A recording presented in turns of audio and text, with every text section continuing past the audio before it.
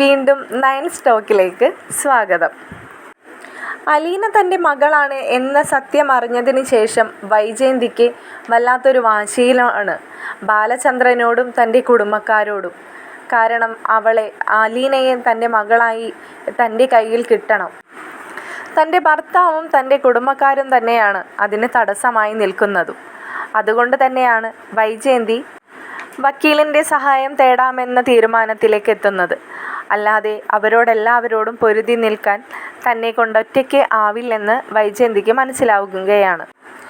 വൈജയന്തി വക്കീലോഫീസിലെത്തുന്ന വൈജയന്തി അവരുടെ കുടുംബ വക്കീലിനെ കണ്ട് കാര്യങ്ങളെല്ലാം തുറന്നു പറയുകയാണ്. സംസാരിക്കാനായി ചെന്നിരിക്കുന്ന വൈജയന്തിയോട് അഡ്വക്കേറ്റ് തുറന്നു ചോദിക്കുന്നുണ്ട്. ഡിവോഴ്സ് വേണമെന്ന് പറഞ്ഞ് എന്നെ ഒരിക്കൽ വൈജ കോണ്ടാക്ട് ചെയ്തിരുന്നല്ലോ, പിന്നെ അത് വേണ്ടെന്നും പറഞ്ഞിരുന്നു. ഇപ്പം എന്താണ് പുതിയ പ്രശ്നങ്ങൾ? വേറെ എന്തെങ്കിലും പ്രശ്നങ്ങൾ ഇപ്പം ഉണ്ടായോ? അന്ന് എന്നോട് പറഞ്ഞത് എല്ലാ പ്രശ്നങ്ങളും സഹോദരന്മാർ തീർത്തു തരാമെന്ന് പറഞ്ഞിട്ടാണല്ലോ വീട്ടിലേക്ക് പോയത്. എന്തു പറ്റി? ഒന്നും നടന്നില്ലേ എന്നെല്ലാം ചോദിക്കുമ്പോൾ വൈജയ്ക്ക് തിരിച്ചെന്ത് പറയണമെന്നറിയാതെ വൈജ ആകെ സ്തംഭിച്ച് ഇരിക്കുകയാണ്. വീണ്ടും അഡ്വക്കേറ്റ് ചോദിക്കുന്നുണ്ട്, എന്തായാലും പറഞ്ഞോളൂ, എന്നോടല്ലേ? അല്ലെങ്കിൽ തന്നെ എൻ്റെ സഹായം തേടാൻ വന്നതും അതിന് തന്നെയാണല്ലോ, എന്തായാലും പറഞ്ഞോളൂ എന്ന് പറയുമ്പോൾ വൈജ ഒരു വിഷമത്തോടു കൂടി തന്നെ പറയുകയാണ്, ഞാൻ പറയാൻ പോകുന്ന കാര്യങ്ങൾ കേട്ടിട്ട് സാറ് എന്നെ തെറ്റിദ്ധരിക്കരുത്. അതെന്താ അങ്ങനെ? ആരെങ്കിലും കൊന്നിട്ടാണോ വന്നിരിക്കുന്നത്? വക്കീലിൻ്റെ ചോദ്യം കേട്ട് വൈജയന്തി പറയുന്നുണ്ട്, എനിക്ക് സാറിനോട് ഒരുപാട് കാര്യങ്ങൾ പറയാനുണ്ട്, എല്ലാം ക്ഷമയോടു കൂടി തന്നെ ഇരുന്ന് കേൾക്കണം എന്നൊക്കെ വല്ലാത്തൊരു അവസ്ഥയോടുകൂടി ഇങ്ങനെ വൈജ പറയുകയാണ്. അപ്പോൾ അഡ്വക്കേറ്റ് പറയുന്നുണ്ട്, എന്തായാലും പറഞ്ഞോളൂ, ഞാൻ കേൾക്കാൻ തയ്യാറാണ്. അങ്ങനെ വൈജ തൻ്റെ പഴയ കഥകളെല്ലാം പറയുകയാണ്. അവിടെ നിന്ന് അലീന തൻ്റെ വീട്ടിലെത്തിയതും ഇന്ന് വരെയും സംഭവിച്ചതായിട്ടുള്ള എല്ലാ കഥകളും, മകനിൽ നിന്നുണ്ടായ പീഡനം, താൻ ഒരിക്കൽ പോയിസൺ കൊടുത്ത് കൊല്ലാൻ ശ്രമിച്ചതായിട്ടുള്ള അങ്ങനെയുള്ള കാര്യങ്ങൾ എല്ലാം പറയുമ്പോൾ വക്കീൽ അതിശയത്തോടു കൂടി ഇങ്ങനെ വൈജയെ നോക്കുകയാണ്. കാരണം അദ്ദേഹം മനസ്സിലാക്കിയിട്ടുള്ളൊരു വൈജയന്തി ഇങ്ങനെ ഒന്നും ആയിരുന്നില്ല. കുട്ടിക്കാലം മുതലേ പരസ്പരം അറിയാവുന്നവരാണ്, അച്ഛന്മാർ തമ്മിൽ സുഹൃത്തുക്കളായിരുന്നു. അങ്ങനെ അറിയുന്ന വൈജയന്തി ഇങ്ങനെയൊന്നും ആയിരുന്നില്ല. ബാലചന്ദ്രനുമായിട്ടുള്ള വിവാഹശേഷവും അല്ലെങ്കിൽ ബാലചന്ദ്രനെ വിവാഹം കഴിക്കുന്നതിന് മുമ്പ് ഒന്നും വൈജ ഇങ്ങനെ ആയിരുന്നില്ല. എന്നാൽ എല്ലാവരും പറയുമായിരുന്നു, ഗംഗാധരൻ്റെ കൂടെ പോയി നിന്ന് വന്നതിന് ശേഷം വൈജയന്തിയിൽ ഒരുപാട് മാറ്റങ്ങൾ സംഭവിച്ചു എന്നെല്ലാം. പക്ഷേ തനിക്കതൊന്നും തോന്നിയിരുന്നില്ലെന്നും ഇപ്പോഴാണ് അതിൻ്റെയൊക്കെ പിന്നിലെ അർത്ഥങ്ങളും മനസ്സിലാവുന്നതെന്നൊക്കെ അഡ്വക്കേറ്റ് ഇങ്ങനെ വൈജയോട് തന്നെ ഇങ്ങനെ സംസാരിക്കുന്നുണ്ട്. അപ്പോൾ വൈജ ഒന്നും മിണ്ടാതിരിക്കുകയാണ്.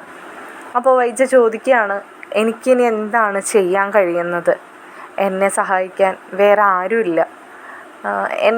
എൻ്റെ സഹോദരങ്ങൾ പോലും എന്നെ സഹായിക്കുന്നില്ല. അവരെല്ലാം കാരണമാണ് ഞാനിപ്പോൾ ഈ അവസ്ഥയിൽ ഇങ്ങനെ വന്ന് നിൽക്കുന്നത്. അവരന്ന് എന്നെ സഹായിച്ചിരുന്നുവെങ്കിൽ ഞാനിങ്ങനത്തെ ഒരു അവസ്ഥയിൽ എത്തില്ലായിരുന്നു.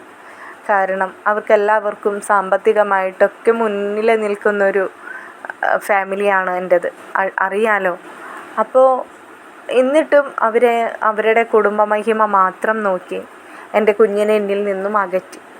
എന്നിട്ടും എൻ്റെ കൺമുമ്പിൽ കൊണ്ടുവന്നിട്ട് എന്നെ ഒരു ശത്രുവാക്കി മാറ്റി. ഇപ്പോഴും അത് തന്നെ. ഞാൻ അറിഞ്ഞു എന്ന് കണ്ടപ്പോഴും അവരുടേതായ വഴിക്ക് അവളെ മാറ്റി നിർത്തിയിരിക്കുകയാണ്. എനിക്ക് എന്താണ് ചെയ്യാൻ കഴിയുക? വൈജെ, ഇനി ഞാൻ സംസാരിക്കാൻ പോകുന്നത് ഒരു അഡ്വക്കേറ്റും ഒരു കക്ഷിയും തമ്മിലുള്ള ഒരു സംഭാഷണമല്ല. വൈജയുടെയും ബാലചന്ദ്രൻ്റെയും നല്ലൊരു സുഹൃത്തായിട്ട് തന്നെയാണ്. ആ സുഹൃത്ത് എന്ന നിലയ്ക്ക് ഞാൻ നിന്നോടൊരു കാര്യം ചോദിച്ചോട്ടെ? എന്തിനാണ് നീ ഇങ്ങനെ വാശി പിടിക്കുന്നത്? നിൻ്റെ നല്ലൊരു ഭാവിക്ക് വേണ്ടിയിട്ടാണ് എല്ലാവരും ഇപ്പോൾ സംസാരിക്കുന്നത്. നീ തന്നെ പറഞ്ഞു, ഗംഗേട്ടനൊക്കെ നിന്നോട് ഒരു പൊടിക്ക് അടങ്ങി നിൽക്ക്, കാര്യങ്ങളെല്ലാം നല്ല വഴിക്ക് തന്നെ എത്തിച്ചു തരാമെന്ന്. നിനക്ക് എന്തുകൊണ്ടാണ് അവർ പറയുന്നത് ഇനിയെങ്കിലും അനുസരിക്കാൻ കഴിയാത്തത്? അതിനു മാത്രം മറുപടി പറഞ്ഞാൽ ബാക്കിയുള്ള കാര്യങ്ങൾക്ക് ഞാനും നിന്നോട് മറുപടി പറയാം എന്ന് പറയുമ്പോൾ വൈജ പറയുന്നുണ്ട്, അത് എനിക്ക് എല്ലാവരും കൂടി എന്നെ ചതിച്ചതല്ലേ. ഞാൻ പ്രസവിച്ച എൻ്റെ കുഞ്ഞിൻ്റെ മുഖം പോലും എന്നെ അവർ കാണിച്ചിരുന്നില്ല അന്ന്. എന്നിട്ടിപ്പോൾ കൊണ്ടുവന്ന് എൻ്റെ മുമ്പിലിട്ടിട്ട് എന്നെ ഒരു കോമാളി കളിപ്പിക്കുകയായിരുന്നു. എന്തിനു വേണ്ടിയിട്ടായിരുന്നു? അല്ലായിരുന്നുവെങ്കിൽ അവർക്ക് എൻ്റെ മുമ്പിലേക്ക് അവളെ ഒരിക്കലും കൊണ്ടുവരാതിരിക്കാമായിരുന്നു എന്നെല്ലാം വൈജി ഇങ്ങനെ പറയുമ്പോൾ അവൾ പറയുന്നതിലൊക്കെ ഒരല്പം സത്യമുണ്ടെന്ന് അഡ്വക്കേറ്റിനും തോന്നുകയാണ്. അപ്പോൾ അദ്ദേഹം പറയുന്നുണ്ട്, വൈജിയെ, ഇതിനിടയിൽ നീ എപ്പോഴെങ്കിലും നമ്മുടെ ബാലചന്ദ്രനെ കുറിച്ച് ചിന്തിക്കുന്നുണ്ടോ? അയാൾ ഇത്രമാത്രം അനുഭവിക്കാൻ മാത്രം ഒരു ക്രൂരനായിരുന്നു? എൻ്റെ അറിവിലല്ല. ഇപ്പോൾ നീ ഈ കൊടുക്കുന്ന ശിക്ഷയും എല്ലാവരും കൂടി അദ്ദേഹത്തിൻ്റെ തലയിൽ ആദ്യമേ എടുത്തു വെച്ചതും എല്ലാം ആ പാവം സഹിക്കല്ലേ. പിന്നെ ഇങ്ങനെയുള്ള കുഞ്ഞു കുഞ്ഞു റിവഞ്ചുകൾ അദ്ദേഹം എടുക്കുന്നതിൽ നമുക്ക് ആർക്കും കുറ്റം പറയാൻ കഴിയില്ല. ഒരു സാധാരണ ഒരു ഭർത്താവായിരുന്നുവെങ്കിൽ ഇവിടെ ഇപ്പോൾ നീയും അയാളും തമ്മിൽ ഒരുമിച്ച് ജീവിക്കില്ലായിരുന്നു. ഒരുപക്ഷെ നീ ആത്മഹത്യ പോലും ചെയ്തു പോയിട്ടുണ്ടായേനെ. നല്ല അസല് ചതിയാണ് വൈജയെ അവിടെ സംഭവിച്ചത്. നീ അതൊന്ന് ചിന്തിച്ച് നോക്കിയാൽ നിനക്കത് മനസ്സിലാവുന്ന കാര്യമാണ്. അഡ്വക്കേറ്റ് പറയുന്നതെല്ലാം ശരിയാണെന്ന് വൈജ തന്നെ തുറന്ന് സമ്മതിക്കുകയാണ്. ശരിയാണ്, നീ പറയുന്നതെല്ലാം ശരി തന്നെയാണ്. ബാലചന്ദ്രനെ എല്ലാവരും കൂടി ചതിച്ചതാണ്. ഒരു കുഞ്ഞ് പിറന്നിട്ടുണ്ടായിരുന്നുവെന്ന് തുറന്ന് പറയാനുള്ള ധൈര്യം പോലും എനിക്ക് പിന്നീട് കിട്ടിയിരുന്നില്ല. പിന്നെ കാലങ്ങൾ കഴിയെ അച്ഛൻ ഇങ്ങനൊരു വഴി എനിക്ക് വേണ്ടി വെട്ടിത്തെളിച്ചിടുമെന്ന് ഞാൻ ഒട്ടും പ്രതീക്ഷിച്ചില്ല. അച്ഛൻ ഇട്ട വഴിയിലൂടെ മുള്ളുകളും കല്ലുകളും താണ്ടിയാണ് ഞാനിപ്പോൾ പോയിക്കൊണ്ടിരിക്കുന്നത്. അതിനൊരു സഹായമായിട്ടാണ് ഞാനിപ്പോൾ നിൻ്റെ മുമ്പിൽ വന്നിരിക്കുന്നത്. എന്താണ് എനിക്ക് വേണ്ടി ചെയ്തു തരാൻ കഴിയുക? സത്യസന്ധമായി പറഞ്ഞാൽ വൈജയ്, ഇതിൽ എനിക്കൊന്നും ചെയ്യാനില്ല. നമുക്കിപ്പോൾ കോടതിപരമായിട്ട് നീങ്ങാനും കഴിയില്ല. കാരണം അലീന എന്ന് പറയുന്ന ആ ഒരു കുട്ടിയുടെ വാക്കിൻ്റെ പുറത്താണ് എല്ലാം നിൽക്കുന്നത്. അവൾ നിന്നെ വേണ്ടെന്നും അല്ലെങ്കിൽ അവൾക്ക് നിന്നെ പേടിയാണെന്നും അങ്ങനെ എന്തെങ്കിലും അവൾ സംസാരിച്ചു കഴിഞ്ഞാൽ അവിടെ തീർന്നു കാര്യങ്ങൾ. ഇപ്പം നീ തന്നെ പറയുന്നുണ്ട് ബാലചന്ദ്രൻ പറയുന്നതിനപ്പുറത്തേക്ക് അവളൊന്നും പ്രവർത്തിക്കില്ലെന്ന്. അപ്പോൾ അതേ ബാലചന്ദ്രൻ പറയില്ലേ അവളോട്, നീ കേസ് കൊടുത്തിട്ടുണ്ടെന്നും കോടതിയിൽ വരുമ്പോൾ അമ്മയെ വേണ്ട, അവളെ പേടിയാണെന്ന് പറയണം, അല്ലെങ്കിൽ അങ്ങനെ ഒരാളെ ഞാൻ വിശ്വസിക്കുന്നില്ലെന്ന് പറയണമെന്ന് പറഞ്ഞാൽ കോടതി പിന്നെ ആ കേസ് അവിടെ അവസാനിപ്പിച്ചു. കാരണം 3 വയസ്സുള്ള കുട്ടിയല്ല പറയുന്നത്, 23 വയസ്സുള്ളൊരു കുട്ടിയാണവൾ. അവൾക്ക് അവളുടേതായിട്ടുള്ള തീരുമാനങ്ങളും. വൈജയ്, നീ ഇപ്പോൾ എന്നെ കണ്ട് ഈ കാര്യങ്ങളൊക്കെ പറഞ്ഞതുകൊണ്ട് മാത്രം ഒരു പ്രയോജനവും ഇല്ല. നീ അത് മനസ്സിലാക്ക്. ഞാനെന്തായാലും നീ എന്നെ വന്ന് കണ്ട സ്ഥിതിക്ക് ബാലചന്ദ്രനെ ഞാൻ വിളിച്ചൊന്ന് സംസാരിക്കാം. നിൻ്റെ ഇപ്പോഴത്തെ മാനസികാവസ്ഥയൊക്കെ ഞാനൊന്ന് പറഞ്ഞ് നോക്കട്ടെ അയാളോട്. അല്ലാതെ വേറൊരു കാര്യവും നടക്കാൻ പോണില്ല വൈജയ്. ബാലചന്ദ്രനെ നീ കണ്ട് സംസാരിക്കുന്നതിൽ ഒരു കാര്യമുണ്ടാവുമെന്ന് എനിക്കും തോന്നുന്നില്ല. കാല് പിടിച്ചും കരഞ്ഞും മാപ്പപേക്ഷിച്ചും ഒക്കെ ഞാൻ പറഞ്ഞു നോക്കിയതാണ്. ഞാൻ പറഞ്ഞില്ലേ, എന്നെ അവളെ ഒന്ന് കാണാൻ പോലും അവരാരും സമ്മതിച്ചില്ല. പിന്നെ എങ്ങനെയാണ് നീ പറഞ്ഞാൽ അതിന് സമ്മതിക്കാൻ പോകുന്നത്? സമ്മതിപ്പിക്കാമെന്നല്ല, ഞാൻ ഒന്ന് കണ്ട് നോക്കട്ടെ, സംസാരിച്ച് നോക്കട്ടെ എന്നേ ഞാൻ പറയുന്നുള്ളൂ. നീ എന്തായാലും സമാധാനമായിട്ട് വീട്ടിലേക്ക് പോകാൻ നോക്ക് എന്ന് പറഞ്ഞുകൊണ്ട് അദ്ദേഹം വൈജയെ അവിടെ നിന്ന് യാത്ര അയക്കുകയാണ്. ഇതേ സമയം അലീനയെ കാണാൻ പോയവർ ഒരുമിച്ച് അവർ ഭക്ഷണമൊക്കെ കഴിച്ച് അലീനയെ തിരിച്ച് വീട്ടിലാക്കിയതിന് ശേഷം അവർ പോവാനുള്ള തയ്യാറെടുപ്പിലായിരുന്നു. ഇതേ സമയത്താണ് അഡ്വക്കേറ്റിൻ്റെ കോള് ബാലചന്ദ്രന് വരുന്നത്.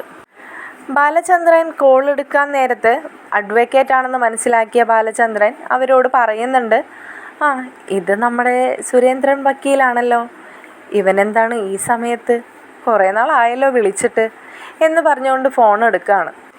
ബാലചന്ദ്രൻ ചോദിക്കുന്നുണ്ട്, എന്താ ഇപ്പോൾ കുറേ നാളുകൾക്ക് ശേഷം ഇങ്ങനൊരു കോള്, എന്തായിരുന്നു കാര്യം? അത് ഇപ്പം നീ എവിടെയാ, ഷോപ്പിലെങ്ങാനും ആണോ? ഏയ് അല്ലല്ല, ഞാൻ ദേ മക്കളുടെ ഒപ്പം പുറത്താണ്. എന്തായാലും കുഴപ്പമില്ല, നീ കാര്യം പറഞ്ഞോളൂ. അല്ല, നിൻ്റെ കൂടെ ഇപ്പോൾ ആരൊക്കെയാണ് ഉള്ളത്? എൻ്റെ കൂടെ ഞാൻ പറഞ്ഞില്ലേ, എൻ്റെ മക്കൾ 3 ആളുണ്ട്. ഓ അതെയോ, ഔട്ടിങ്ങിന് ഇറങ്ങിയതാണോ? ആ ചെറിയൊരു ഔട്ടിങ് അങ്ങനെ. അപ്പം എന്താ നിങ്ങൾ വൈജയെ കൂട്ടാതെ പോയത്? ഏയ് അവൾക്ക് എന്തോ കാര്യമുണ്ടെന്ന് പറഞ്ഞു, അപ്പം ഞങ്ങൾ ഇങ്ങോട്ട് ജസ്റ്റ് ഒന്ന് ഇറങ്ങിയെന്ന് മാത്രം. ഓ, അങ്ങനെയാണോ? ശരി ശരി ശരി. ഇപ്പോൾ സംസാരിക്കാൻ പറ്റുമോ എന്നോട്? ആ, അത് കുഴപ്പമില്ല, എന്തായാലും പറഞ്ഞോ. ബാലചന്ദ്രൻ അഡ്വക്കേറ്റിനോട് പറയുന്നുണ്ട്. ബാലചന്ദ്ര, അത് പിന്നെ അലീന അലീന നിങ്ങളുടെ ആരാണ്? ബാലചന്ദ്രൻ ഒരു നിമിഷം അലീനയെ തിരിഞ്ഞു നോക്കുന്നുണ്ട്. അപ്പോൾ അലീനയും അച്ഛനെന്താ ഇങ്ങനെ എന്നെ നോക്കുന്നതെന്ന രീതിയിൽ അലീനയെ ഇങ്ങനെ ചിന്തിക്കുകയാണ് കേട്ടോ. വീണ്ടും അഡ്വക്കേറ്റിൻ്റെ ചോദ്യം വരികയാണ്. ബാലചന്ദ്ര, നിങ്ങളുടെ വീട്ടിൽ അമ്മയെ നോക്കാൻ നിൽക്കുന്ന കുട്ടിയാണ് അലീന എന്ന് മാത്രം നീ എന്നോട് പറയരുത്. കാരണം എല്ലാ സത്യങ്ങളും അറിഞ്ഞിട്ട് തന്നെയാണ് ഞാൻ ഈ വിളിക്കുന്നത്. അതുകൊണ്ടാണ് ഞാൻ പറഞ്ഞത്. പിന്നെ നീ എന്നോട് എന്ത് പറയുമെന്നറിയാൻ വേണ്ടി ഞാൻ വെറുതെ ചോദിച്ചു എന്ന് മാത്രം. ബാലചന്ദ്രന് എന്തോ സംശയം തോന്നുകയാണ്. അപ്പോൾ ബാലചന്ദ്രൻ ചോദിക്കുന്നുണ്ട്, അല്ല, നീ ഇപ്പോൾ എന്താ എന്നെ ഇങ്ങനെ വിളിച്ച് ചോദിക്കാനുണ്ടായ കാരണം? അതൊരു കഥയാണ്. ഇപ്പോൾ ഇവിടെ നമ്മുടെ വൈജ വന്നിരുന്നു. വൈജ വന്നിട്ട് ഒരു കേസുണ്ട് എന്നൊക്കെ പറഞ്ഞിട്ടാണ് എൻ്റെ അടുത്ത് വന്നിരിക്കുന്നത്. അവളുടെ മകളെ നിങ്ങളെല്ലാവരും കൂടിയും അവളെപ്പോലും കാണിക്കാതെ മാറ്റി നിർത്തിയിരിക്കുന്നു. അതിനവൾക്ക് നിയമസഹായം വേണമെന്നൊക്കെയാണ് അവൾ പറയുന്നത്. ഇതെന്തൊക്കെയാണ് ബാലചന്ദ്ര നിങ്ങളുടെ വീട്ടിൽ ഈ നടക്കുന്നത്? ഓരോ പ്രശ്നം കഴിയുമ്പോൾ നിങ്ങൾ ഓരോ പ്രശ്നത്തിലേക്ക് നിങ്ങൾ സ്വയം വീണുകൊണ്ടിരിക്കുകയാണോ? അല്ലെങ്കിൽ തന്നെ ഇപ്പോൾ എന്തിനാ ഇങ്ങനെയൊക്കെ? നീ എന്തായാലും അവളുടെ മകളെ നീ അംഗീകരിച്ചു. അത് നല്ല കാര്യമാണ്. നിൻ്റെ മനസ്സിന് അത്രയും എന്താ അതിന് പറയേണ്ടതെന്ന് പോലും എനിക്കറിയില്ല. നീ അത്ര നല്ലൊരു വ്യക്തി ആയതുകൊണ്ടാണ് നിനക്കതൊക്കെ ക്ഷമിച്ച് ഇപ്പോഴും വൈജയോടൊപ്പം ജീവിക്കാൻ നിനക്ക് കഴിയുന്നത്. അപ്പോൾ നീ എന്തിനാണ് ഇപ്പോൾ ഇങ്ങനെയൊക്കെ ഉള്ള പ്രവർത്തികൾ ചെയ്യുന്നതെന്നൊക്കെ അദ്ദേഹം ചോദിക്കുമ്പോൾ ബാലചന്ദ്രൻ പറയുന്നുണ്ട്, ഞാൻ ചതിക്കപ്പെട്ടവനല്ലേ സുരേന്ദ്ര. അപ്പോൾ എനിക്കും ഉണ്ടാവില്ലേ കുറച്ച് വാശികൾ? അതെനിക്ക് ഇങ്ങനെയെങ്കിലും ഒന്ന് തീർത്തോട്ടെ ഞാൻ. അല്ലാതെ ഞാൻ ആരെയും തല്ലാനോ കൊല്ലാനോ ഒന്നും ഞാൻ നടക്കുന്നില്ലല്ലോ. വക്കീലിനപ്പോൾ തിരിച്ചൊന്നും പറയാൻ പറ്റാത്തൊരവസ്ഥയിൽ ഇങ്ങനെ നിൽക്കുകയാണ്. അപ്പോൾ ബാലചന്ദ്രൻ വീണ്ടും പറയുന്നുണ്ട്, എന്തായിരുന്നു വൈജയുടെ ആവശ്യങ്ങൾ? അപ്പോൾ വൈജ നിന്നോട് എല്ലാ കഥകളും പറഞ്ഞു അല്ലേ? അത് പിന്നെ പറയാതെ വേറെ നിവർത്തിയില്ലല്ലോ. വൈജയ്ക്ക് അലീനയെ വേണം. അപ്പോൾ എൻ്റെ കയ്യിൽ നിന്നും അവൾക്കുള്ള സഹായങ്ങൾ കിട്ടണമെങ്കിൽ അലീനയെക്കുറിച്ചുള്ള കഥകളും വൈജയും അലീനയും തമ്മിലുള്ള കഥകളും എന്നോട് പറയാതിരിക്കാൻ പറ്റില്ലല്ലോ. അതുകൊണ്ട് പറഞ്ഞതാണ്. പിന്നെ നമ്മൾ തമ്മിലുള്ള വിശ്വാസം, അതാണ് അവൾ എന്നോട് പറയാനുണ്ടായ കാരണവും. ബാലചന്ദ്രൻ തിരിച്ചൊന്നും പറയുന്നില്ല എന്ന് മനസ്സിലാക്കിയ അഡ്വക്കേറ്റ് ബാലചന്ദ്രനോട് വീണ്ടും പറയുന്നുണ്ട്, ഞാനിതൊക്കെ അറിഞ്ഞു എന്ന് വിചാരിച്ചിട്ട് നിനക്ക് അങ്ങനത്തെ നാണക്കേടോ വിഷമോ ഒന്നും തോന്നേണ്ട കാര്യമില്ല. അവൾ ചെറുപ്പം മുതലേ കണ്ടു വളർന്ന ഒരാളാണ്. അവൾ എൻ്റെ സഹോദരി തന്നെയാണ്. അപ്പോൾ ഇതൊക്കെ നിങ്ങൾക്ക് ഒരു നാണക്കേട് ഉണ്ടാക്കുന്ന രീതിയിൽ ഞാൻ എന്തെങ്കിലും ചെയ്യുമെന്ന് നിനക്ക് തോന്നുന്നുണ്ടോ എന്ന് ചോദിക്കുമ്പോൾ ബാലചന്ദ്രൻ പറയുന്നുണ്ട്, അല്ലെങ്കിലും ഇതൊക്കെ എത്ര കാലമാണ് ഇനി മൂടി വെക്കാൻ കഴിയുന്നത്? അധികം കാലമൊന്നും ഞാനും മൂടി വെക്കണമെന്ന് വിചാരിച്ചിട്ടില്ല. അതൊക്കെ അതിൻ്റേതായ സമയത്ത് നടക്കുക തന്നെ ചെയ്യും. അഡ്വക്കേറ്റ് ബാലചന്ദ്രനോട് ചോദിക്കുന്നുണ്ട്, നീ ഒളിച്ച് കളിക്കുന്നതിന് പിന്നിൽ എന്താണ് നീ ഉദ്ദേശിച്ചിരിക്കുന്നത്? ഇപ്പോൾ എനിക്കറിയാം നിൻ്റെ കൂടെ മക്കളുണ്ടെന്ന് പറഞ്ഞതിൽ അലീനയും ഉണ്ടെന്ന്. അത് നിൻ്റെ സംസാരത്തിലും പതർച്ചയിൽ നിന്ന് തന്നെ ഞാൻ മനസ്സിലാക്കിയ കാര്യമാണ്. നീ നിൻ്റെ മക്കളെയും കൂട്ടി അലീനയെ കാണാൻ പോയിരിക്കുകയാണെന്ന്. വൈജയെ മാത്രമാണ് നീ തള്ളി മാറ്റി നിർത്തിയിരിക്കുന്നത്. അതുകൊണ്ട് നീ എന്താണ് ബാലചന്ദ്ര ഉദ്ദേശിക്കുന്നത്? സത്യം പറയാലോ സുരേന്ദ്ര, ഞാൻ ഒന്നും ചിന്തിച്ച് വെച്ചിട്ടില്ല, അല്ലെങ്കിൽ ഒന്നും ഞാൻ പ്ലാൻ ചെയ്ത് വെച്ചിട്ടില്ല. എനിക്ക് പ്ലാൻ ചെയ്യാനുള്ള കുറച്ച് സമയം മാത്രമാണ് ഞാനിപ്പോൾ നോക്കിക്കൊണ്ടിരിക്കുന്നത്. ബാലചന്ദ്രൻ്റെ ആ വാക്കുകൾ കേട്ട് അഡ്വക്കേറ്റിന് തന്നെ തോന്നി എന്തോ നിഗൂഢമായി തന്നെ ചിന്തിച്ചുകൊണ്ടിരിക്കുകയാണ് ബാലചന്ദ്രൻ. എന്നാലും ഒരു സുഹൃത്ത് എന്ന നിലയ്ക്ക് അദ്ദേഹം ബാലചന്ദ്രനോട് പറഞ്ഞു, ഒരു കുടുംബമാണ്, നീ അത് തകർത്ത് കളയാൻ നോക്കരുത്. നിൻ്റെ ജീവിതത്തിലേക്ക് വൈജ കടന്നു വരുന്നതിന് മുമ്പേ സംഭവിച്ചു പോയൊരു കാര്യമാണ്. നീ അത് ഇപ്പോഴും വല്ലാത്തൊരു അവസ്ഥയിലേക്ക് എത്തിക്കരുത്. ദൈവമായിട്ട് നിൻ്റെ മുമ്പിൽ എല്ലാ സത്യങ്ങളും തെളിയിച്ച് തന്നില്ലേ ബാലചന്ദ്ര? നല്ലൊരു മകളെയും നിനക്ക് കിട്ടിയെന്ന് നീ തന്നെ പറയുന്നുമുണ്ട്. അപ്പോൾ പിന്നെ എന്തിനാണ് ഇങ്ങനെയൊക്കെ? ഞാനൊരു മനുഷ്യനല്ലേടോ വക്കീലേ. എൻ്റെ സ്ഥാനത്ത് നിങ്ങളൊക്കെ നിന്ന് ചിന്തിച്ചൊന്ന് നോക്കിയാൽ മാത്രം മതി എൻ്റെ അവസ്ഥ എന്താണെന്ന് മനസ്സിലാക്കാൻ. ശരിയെന്നാ, ഞാനേ ഇപ്പം തൽക്കാലം വെക്കുകയാണ്. എൻ്റെ മക്കളുണ്ട് കൂടെ. അലീനയെ അവളുടെ വീട്ടിലൊന്ന് ആക്കിയിട്ട് വേണം എനിക്ക് തിരിച്ച് എൻ്റെ വീട്ടിലേക്ക് എത്തിപ്പെടാൻ. അതിനിടയ്ക്ക് റെയിൽവേ സ്റ്റേഷനിൽ പോകണം. അങ്ങനെ ഒരുപാട് കാര്യങ്ങളുണ്ട്. ഞാനെന്തായാലും അധികം താമസിക്കാതെ തന്നെ വന്ന് നേരിട്ട് കണ്ടോളാം. കാര്യങ്ങളൊക്കെ നേരിട്ട് വന്നിട്ട് സംസാരിക്കാം എന്ന് പറഞ്ഞുകൊണ്ട് ബാലചന്ദ്രൻ കോള് കട്ട് ചെയ്യുന്നുണ്ട്. കോള് കട്ട് ചെയ്ത ശേഷം ബാലചന്ദ്രൻ മക്കളോട് പറയുന്നുണ്ട്, പുതിയൊരു സന്തോഷ വാർത്തയുണ്ട്. അമ്മ പുതിയ തന്ത്രവുമായി ഇറങ്ങിയിരിക്കുകയാണ്. രോഹിത്താണ് അതിന് മറുപടിയായി ചോദിച്ചത്. അതെന്താണെച്ചാ അമ്മയുടെ അടുത്ത നീക്കം? നിയമ നടപടി. അലീനയെ അമ്മയ്ക്ക് വേണം അത്രേ. അതിനായിട്ട് ഇനി അമ്മ നിയമത്തെ തേടിയിരിക്കുകയാണ്. അമ്മയ്ക്ക് എന്താരോട് പറയണമെന്ന് പോലും അറിയാത്തൊരവസ്ഥയായി. നമ്മുടെ വക്കീലില്ലേ സുരേന്ദ്രൻ അങ്കിള്, പുള്ളിയോട് പോയിട്ട് എല്ലാ കാര്യങ്ങളും വിളമ്പിയിട്ടാണ് ഇപ്പോൾ അവൻ കാര്യങ്ങൾ അറിയാൻ വിളിച്ചത്. അവനായതുകൊണ്ട് കുഴപ്പമില്ല. നിൻ്റെ മുത്തച്ഛൻ്റെ കൂട്ടുകാരൻ്റെ മകനും നിങ്ങളുടെ അമ്മയുടെ പഴയ കൂട്ടുകാരനൊക്കെയാണ്. അവനെന്തായാലും ഇതൊന്നും ആരോടും പറയൊന്നുമില്ല. അല്ലെങ്കിലും ഇനിയിപ്പോൾ പറഞ്ഞാലെന്താ? ഇനിയിപ്പോൾ എല്ലാവരും അറിയേണ്ട കാര്യം തന്നെയല്ലേ. പതിയെ പതിയെ അറിയുകയും ചെയ്യും. എന്തായാലും നമുക്ക് അലീനയെ അവളുടെ വീട്ടിൽ വിട്ടിട്ട് നമുക്ക് പോവാൻ നോക്കാം. കുറച്ച് സമയമായില്ലേ. ഇതെല്ലാം കേട്ടിട്ട് അലീനയ്ക്ക് വല്ലാത്ത വിഷമം തോന്നുകയാണ്. അലീന പതിയെ ബാലചന്ദ്രൻ്റെ അടുത്തേക്ക് ചെന്നതിന് ശേഷം അലീന ചോദിക്കുന്നുണ്ട്, എല്ലാത്തിനും കാരണക്കാരി ഞാനാണ് അല്ലേ അച്ഛാ? ഞാനിവിടെ വരരുതായിരുന്നു, ആരെയും കാണരുതായിരുന്നു.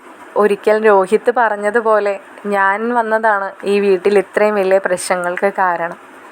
എത്ര വളരെ നല്ല രീതിയിൽ പോയിരുന്നൊരു വീടാണ് അല്ലേ അച്ഛാ? ഇത് കേട്ട് നിന്ന രോഹിത്ത് അലീനയെ സമാധാനിപ്പിച്ചുകൊണ്ട് പറയുന്നുണ്ട്, ചേച്ചി അങ്ങനെയൊന്നും പറയരുത്. ചേച്ചി ഈ വീട്ടിൽ വരേണ്ട ആൾ തന്നെ ആയിരുന്നില്ലേ? പിന്നെ എന്തിനാണ് ചേച്ചി അങ്ങനെയൊക്കെ പറയുന്നത്? ഞങ്ങളല്ലേ പിന്നീട് വന്ന് കയറിയതൊക്കെ. ചേച്ചി ആദ്യം വന്ന ആളല്ലേ. ഇതെല്ലാം കേട്ട് നിന്ന് കൃഷ്ണമോൾക്കും വല്ലാത്ത വിഷമം തോന്നുകയാണ്. ബാലചന്ദ്രൻ അവരുടെ വിഷമം മാറ്റാൻ എന്ന രീതിക്ക് പറയുന്നുണ്ട്, എല്ലാവരും ഇപ്പോൾ ആ വീട്ടിൽ തന്നെയല്ലേ. പിന്നെ വന്ന് കയറിയത് കൊണ്ട് കുടുംബത്ത് അങ്ങനെ പ്രശ്നങ്ങളുണ്ടായെന്നൊന്നും ആരും വിചാരിക്കണ്ട. അത് നടക്കാനുള്ളത് ഏത് സമയത്തായാലും നടക്കും. പിന്നെ ഇപ്പോൾ അമ്മ ഈ കാണിച്ചത് അതിത്തിരി അതിബുദ്ധിയായിപ്പോയി. അതിന് നമുക്ക് എന്തായാലും ഒരു പരിഹാരം അമ്മയ്ക്ക് തന്നെ കൊടുത്തേക്കാം. ഞാനേ വൈകാതെ തന്നെ നിങ്ങളുടെ ഗംഗാധരൻ അങ്കിളിനെ വിളിക്കുന്നുണ്ട്. ഈ കളിക്കൊരു അവസാനം വേണമല്ലോ. എന്തായാലും നിങ്ങൾ വണ്ടിയിൽ കയറ് എന്ന് പറഞ്ഞുകൊണ്ട് ബാലചന്ദ്രൻ അലീനയുമായി നേരെ അലീനയെ സ്റ്റാൻലിയുടെ വീട്ടിലേക്ക് ആക്കി കൊടുക്കുന്നുണ്ട്. തിരിച്ച് റെയിൽവേ സ്റ്റേഷനിൽ ചെന്ന് രോഹിത്തിനെയും കയറ്റി വിടുകയാണ് ബാംഗ്ലൂരിലേക്ക്. അതിനുശേഷം ബാലചന്ദ്രനും കൃഷ്ണമോളും തിരിച്ച് വീട്ടിലേക്ക് എത്തുന്നുണ്ട്. വീട്ടിലെത്തുമ്പോൾ ബബിതയും വൈജയും ഉണ്ടായിരുന്നു വീട്ടിൽ. എന്നാൽ ബാലചന്ദ്രനോട് ഒന്നും തന്നെ ചോദിക്കുന്നില്ല. ബാലചന്ദ്രൻ നേരെ തൻ്റെ റൂമിലേക്കാണ് പോകുന്നത്. വൈജയെ പതുക്കെ ഒന്ന് നോക്കി ബാലചന്ദ്രൻ. വൈജയുടെ മുഖത്തെ ഭാവം എന്തായിരുന്നു എന്നറിയാൻ വേണ്ടി മാത്രം. വൈജ വളരെ ദേഷ്യത്തോടു കൂടി തന്നെയാണ് ഇരിക്കുന്നത്. ബാലചന്ദ്രൻ പിന്നെ നോക്കുക പോലും ചെയ്യാതെ തൻ്റെ റൂമിലേക്ക് നടന്നു. കൃഷ്ണമോള് അവളുടെ റൂമിലേക്ക് കയറാൻ നേരം ബാക്കിൽ നിന്നും ബബിത വിളിച്ചു, ഡി എവിടേക്കാണ് കറങ്ങാൻ പോയിരുന്നത്? ഞാനേ പലയിടത്തും പോവും. അതിനിപ്പോൾ എന്താ? പലയിടത്തും. നിങ്ങളായ അലീനയെ കാണാൻ പോയതല്ലേ ഡി? അതിനിപ്പോൾ ചേച്ചിക്ക് എന്താ? ഞങ്ങൾ കാണാൻ പോയത് അലീന ചേച്ചിയെ തന്നെയാണ് എന്ന് പറഞ്ഞതും വൈജ തിരിഞ്ഞ് കൃഷ്ണമോളെ ഒന്ന് നോക്കി. കൃഷ്ണമോളോട് വൈജ ചോദിച്ചു, സത്യമാണോ നീ പറഞ്ഞത്? അലീനയെ കാണാൻ പോയതാ? എവിടേക്ക്? ആ സ്റ്റാൻലിയുടെ വീട്ടിലേക്കോ? അതിനിപ്പോൾ എന്താ?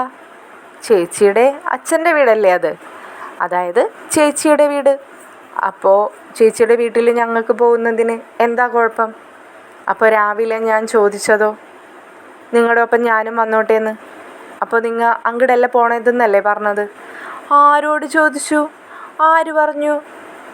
ഞാൻ അവനോട് ചോദിച്ചു, രോഹിത്തിനോട്. അപ്പോൾ രോഹിത്ത് പറഞ്ഞു അല്ലെന്ന്. അത് ചേട്ടനല്ലേ. ചേട്ടൻ അല്ലെങ്കിൽ ബാംഗ്ലൂരിലേക്കല്ലേ പോയത്, എന്തായാലും ചേട്ടൻ പോയിക്കോട്ടെ, അമ്മയ്ക്ക് എന്താ അമ്മേ എന്ന് പറഞ്ഞുകൊണ്ട് കൃഷ്ണമോള് അമ്മയുടെ അടുത്ത ചോദ്യത്തിന് മുമ്പായി തൻ്റെ റൂമിൽ കയറി വാതിലടച്ചു. ബബിത അപ്പോഴും കഥകളൊന്നും മനസ്സിലാവാതെ ചിന്തയിൽ തന്നെയായിരുന്നു. ഇതേ സമയം ബാലചന്ദ്രൻ ഗംഗാധരനെ വിളിക്കുകയാണ്. ഗംഗാധരനോട് വൈജ വക്കീലിൻ്റെ അടുത്ത് പോയതും അലീനയെ കിട്ടാൻ വേണ്ടിയിട്ട് നിയമസഹായം തേടുന്നതുമായിട്ടുള്ള കാര്യങ്ങൾ പറയാനാണ് വിളിക്കുന്നത്. ബാലചന്ദ്രൻ്റെ കോള് കണ്ട ഉടനെ തന്നെ ഗംഗാധരൻ കോൾ അറ്റൻഡ് ചെയ്യുന്നുണ്ട്. ബാലചന്ദ്രൻ ഗംഗാധരനോട് ചോദിക്കുന്നുണ്ട്, ഗംഗേട്ടൻ തിരക്കിലായിരുന്നോ? എന്നോടിപ്പോൾ സംസാരിക്കാൻ ബുദ്ധിമുട്ടൊന്നും ഉണ്ടാവില്ലല്ലോ? ഏയ്, എന്ത് ബുദ്ധിമുട്ട്, എന്ത് തിരക്ക്? വീട്ടിൽ വെറുതെ ഇരിക്കുന്ന എനിക്ക് അല്ലെങ്കിൽ തന്നെ എന്ത് തിരക്കാ ബാലചന്ദ്ര? നീ എന്താണെന്ന് വെച്ചാൽ കാര്യം പറഞ്ഞോളൂ. ഗംഗേട്ട, ഞാൻ എപ്പോൾ വിളിച്ചും ഇങ്ങനെ ബുദ്ധിമുട്ടിക്കുകയാണെന്ന് തോന്നരുത്. പക്ഷേ ഇപ്പോൾ ഈ നടക്കുന്ന കളികൾക്ക് ഒരവസാനം വേണ്ടേ ഗംഗേട്ട? അതിനെനിക്ക് ഗംഗേട്ടൻ്റെ സഹായം തന്നെ വേണം. വേറെ ആരുണ്ടായിട്ടും വലിയ കാര്യമൊന്നുമില്ല, എങ്കിലും ഇവിടെ ശിവനും രാജീവനും എല്ലാവരും വരണം. എനിക്ക് നിങ്ങളെല്ലാവരെയും ഒരുമിച്ച് തന്നെ ഇവിടെ നിർത്തി പറയേണ്ട കാര്യങ്ങളാണ്. അതുകൊണ്ടാണ്. അല്ല, എന്താ ഇപ്പോൾ ഉണ്ടായേ? അല്ലെങ്കിലും ഇതിനെല്ലാത്തിനും ഒരു അവസാനം വേണമെന്ന് ഞാനും വിചാരിച്ചത് തന്നെയായിരുന്നു ബാലചന്ദ്ര. എങ്കിലും എന്താ ഇപ്പോൾ പെട്ടെന്ന്? ഗംഗേട്ട, നിങ്ങളുടെ സഹോദരിയുടെ കാര്യങ്ങളൊന്നും അറിഞ്ഞില്ലേ? ഗംഗാധരൻ വളരെ അതിശയത്തോടു കൂടി ബാലചന്ദ്രനോട് ചോദിക്കുന്നുണ്ട്. എന്താ ബാലചന്ദ്ര നീ പറയുന്നത്? എന്താ കാര്യം? അത് പിന്നെ നിങ്ങളുടെ അച്ഛൻ്റെ ഒരു പഴയ സുഹൃത്തില്ലേ, അദ്ദേഹത്തിൻ്റെ മകനെ ഓർമ്മില്ലേ, സുരേന്ദ്രൻ? പുള്ളിക്കാരൻ വക്കീലാണല്ലോ. ഗംഗേട്ടനെ അറിയില്ലേ? ഓ, അറിയാം. ഞാൻ അത് പറഞ്ഞപ്പോഴാണ് എന്നെ കുറച്ച് മുമ്പ് അവൻ വിളിച്ചിരുന്നു. പക്ഷേ ഞാൻ കുറച്ച് തിരക്കിലായതുകൊണ്ട് ആ സമയത്ത് ഞാൻ കോൾ എടുത്തില്ല. പിന്നെ ഇപ്പോൾ ബാലചന്ദ്രൻ്റെ കോൾ വന്നപ്പോഴാണ് അതും എനിക്ക് ഓർമ്മ വന്നത്. എന്താ ബാലചന്ദ്ര അപ്പോൾ കാര്യം? ഓ, അപ്പോൾ ഗംഗേട്ടനോടും കൂടി അവൻ അത് പറയാൻ വേണ്ടിയിട്ട് തന്നെ ആയിരിക്കും വിളിച്ചിട്ടുണ്ടാവുക. ഇന്ന് അലീന അവനെ കാണാൻ ചെന്നിരുന്നു, സഹായം ചോദിക്കാനായിട്ട്, നിയമസഹായം. അവൾക്ക് അലീനയെ കിട്ടാനായിട്ട് നിയമസഹായം തേടാൻ ഇറങ്ങിയിരിക്കുകയാണ്. എന്തൊക്കെയാണ് ബാലചന്ദ്ര ഈ പറയുന്നത്? ഗംഗേട്ട, ഞാൻ പറയുന്നതല്ല, നിങ്ങളുടെ സഹോദരി പ്രവർത്തിച്ച കാര്യമാണ് പറയുന്നത്, അല്ലാതെ ഞാനായിട്ട് ചെയ്യുന്ന കാര്യമല്ല ഈ പറഞ്ഞത്. അവൾക്ക് ഒരല്പം പോലും ബുദ്ധിയില്ലാത്ത രീതിയിലാണ് കാര്യങ്ങൾ മുന്നോട്ട് പോകുന്നത്. ഇത് ഗംഗേട്ടന് തോന്നുന്നുണ്ടോ അലീനയോടുള്ള സ്നേഹം കൊണ്ടാണ് അവൾ ഈ കാണിക്കുന്നതെന്ന്? ഇതൊന്നുമല്ല ഗംഗേട്ട, അവൾക്ക് നമ്മളോടുള്ള വാശി തീർക്കാൻ അവൾ ഒറ്റയ്ക്ക് പോരാടിക്കൊണ്ടിരിക്കുകയാണ്. എനിക്കിപ്പോൾ സുരേന്ദ്രൻ ഇതെല്ലാം അറിഞ്ഞതിലൊന്നും എനിക്കത്ര വിഷമമൊന്നും തോന്നുന്നില്ല ഗംഗേട്ട. കാരണം ഇത് ഇന്നല്ലെങ്കിൽ നാളെ ഇതെല്ലാം അറിയുന്ന കാര്യമാണ്. ഞങ്ങൾക്ക് 4 മക്കളുണ്ടെന്ന് പിന്നീട് ആരെങ്കിലും അറിയുമ്പോൾ ഇതെങ്ങനെ വന്നു ഈ 4ാമത്തെ കുട്ടി എന്നുള്ള ചോദ്യം വരും. അതെന്തായാലും ആരെങ്കിലുമൊക്കെ പറഞ്ഞറിയും. അല്ലെങ്കിലും ഇപ്പോൾ ഈ വീട്ടിൽ തന്നെ ഇതൊക്കെ അറിയാത്തത് എൻ്റെ ഒരു കാഴ്ചപ്പാടിൽ ബബിത മാത്രമാണ്. അവളെയും ഉടനെ തന്നെ ഇതെല്ലാം അറിയിക്കണം. എനിക്കറിയില്ല ഗംഗേട്ട, ഞാൻ എങ്ങനെയാണ് ഇതൊക്കെ പറഞ്ഞ് മനസ്സിലാക്കി കൊടുക്കേണ്ടതെന്ന്. അതുകൊണ്ടാണ് പറഞ്ഞത്, ഇതിനൊരവസാനം വേണം. അല്ലെങ്കിലും വൈജ വാശിക്ക് ഒട്ടും പുറകിലല്ലല്ലോ. ഇത്രയൊക്കെ നടന്നിട്ടും എൻ്റെ മുമ്പിൽ അവൾ ഈ കാട്ടിക്കൂട്ടുന്നതൊക്കെ ഒരല്പമെങ്കിലും ആത്മാഭിമാനമുള്ളൊരു സ്ത്രീ ചെയ്യുന്ന കാര്യമാണെന്ന് ഗംഗേട്ടന് തോന്നുന്നുണ്ടോ? ഇതിൻ്റെയൊക്കെ അവസാനം എങ്ങനെയായിരിക്കുമെന്ന് ഗംഗേട്ടന് ചിന്തിക്കാൻ കഴിയുന്നതിന് അപ്പുറത്തേക്കാണ് കാര്യങ്ങളുടെ പോക്ക്. വൈജ ഒരല്പമെങ്കിലും നല്ലൊരമ്മയാണെന്ന് എനിക്ക് തോന്നിയിരുന്നെങ്കിൽ അലീനയെ ഞാൻ ഈ വീട്ടിൽ തിരിച്ചിവിടെ കൊണ്ടുവന്നേനെ. പഴയതുപോലെ ഞങ്ങളെല്ലാവരും സന്തോഷമായിട്ട് ജീവിതം തുടങ്ങുകയും ചെയ്തേനെ. എന്നാൽ ഇപ്പോഴത്തെ വൈജയുടെ പോക്കനുസരിച്ച് ഇതിങ്ങനെയൊന്നും അവസാനിക്കുമെന്ന് തോന്നുന്നില്ല ഗംഗേട്ട. ബാലചന്ദ്ര, അത് പിന്നെ നീ അങ്ങനെയൊന്നും സംസാരിക്കാതെ. ഇല്ല ഗംഗേട്ട, നമുക്ക് ഈ സംസാരം ഇവിടെ നിർത്താം. ഗംഗേട്ടൻ എന്നാണ് ഇങ്ങോട്ട് തിരിച്ചൊന്ന് എന്നെ കാണാനും ഈ കാര്യത്തിന് ഒരു അവസാനം ഉണ്ടാവാനും വേണ്ടിയിട്ടാണ് ഗംഗേട്ടൻ എന്നാണ് ഇവിടേക്ക് എത്താൻ പറ്റുന്നതെന്ന് വെച്ചാൽ ആ ഡേറ്റ് ഒന്ന് ശിവേട്ടനെയും രാജീവിനെയും വിളിച്ചൊന്ന് പറയണം. അവരും കൂടി ഇവിടെ എത്തേണ്ട കാര്യമുണ്ട്. അതുകൊണ്ടാണ് ഞാൻ പറയുന്നത്. അപ്പോൾ ശരി ഗംഗേട്ട, നമുക്ക് നേരിട്ട് തന്നെ കാണാം. ബാലചന്ദ്രൻ്റെ വാക്കുകൾക്ക് തിരിച്ചൊന്നും പറയാൻ കഴിയാതെ ഗംഗേട്ടനും ഫോൺ കട്ട് ചെയ്യുകയാണ്. ഗംഗേട്ടനും മനസ്സുകൊണ്ട് അത് ആഗ്രഹിക്കുന്നുണ്ട്, ഇതിനെല്ലാത്തിനും ഒരവസാനം. ഇതിൻ്റെ ബാക്കി മറ്റൊരു വീഡിയോയുമായി ഉടൻ തന്നെ വരുന്നതായിരിക്കും. ഈ ചാനലും വീഡിയോസും നിങ്ങൾക്ക് ഇഷ്ടപ്പെടുന്നുണ്ടെങ്കിൽ സബ്സ്ക്രൈബ് ചെയ്യാനും അഭിപ്രായങ്ങൾ കമൻറ്റിൽ